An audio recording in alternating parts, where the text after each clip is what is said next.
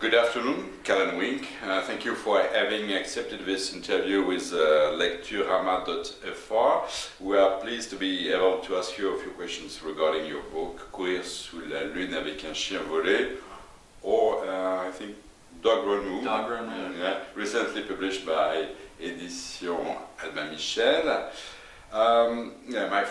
My first question, I'm aware of your recent post writings of short stories such as The New Yorker or Best American Short Stories, but for your first book, I wonder whether, why did you choose to write a book of short stories, consider it as something more difficult than a novel? I don't know if it's more difficult, but I think in America there's a long tradition of the short story. We read a lot of short stories in school, Hemingway and Faulkner and all of the rest like that. So growing up I read a lot of short stories, and then in school we read and study them. So many young writers, their first book, they go the short story route. I enjoy short stories. I really like writing short stories. I read a lot of novels, though, and my next book will be a novel. Okay. So, why did you choose this recurrent theme where the characters felt the weight of responsibilities which crushed them, and therefore a strong desire for freedom? Yeah. I think many of my characters are they feel maybe constrained by the way society kind of is set up. So many of my characters are male, and they're struggling to succeed in their relationships, their job, or lack thereof.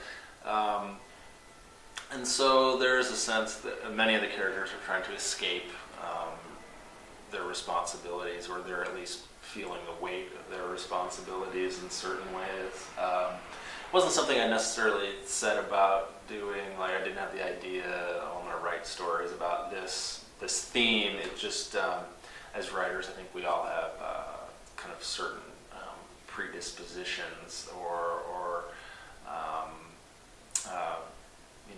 motifs that reoccur. And so when you have a collection of stories, you're able to, these things kind of are linked, if not thematically, then tonally in a good collection. Not necessarily planned, it's just kind of how it works out, yeah. Do you think choosing freedom as a headlong rush is the appropriate answer for weak people facing life's problems? Could you repeat that question? Yeah, do you think choosing freedom as a headlong rush is the appropriate answer for weak people facing life's problems? Well, not always. I mean, I think many of my characters struggle. They'll run from their responsibilities. It doesn't necessarily grant them happiness or any sort of redemption. There's this kind of struggle between being a part of a community, having a family or relationships, and all of the sort of problems that come with that, or kind of going it alone, which has its own set of problems. I think characters are always trying to weigh the benefits, the pros and cons of either approach. Why did you choose such unusual characters? Because they are a bit extreme. Yeah. They're where I live in the West. It seems like there's a lot of characters where I live. Big open spaces. I feel like people's personalities tend to spread out to fit their environment. Many of my characters are kind of, at least maybe in small part, based upon people I've met or people I know.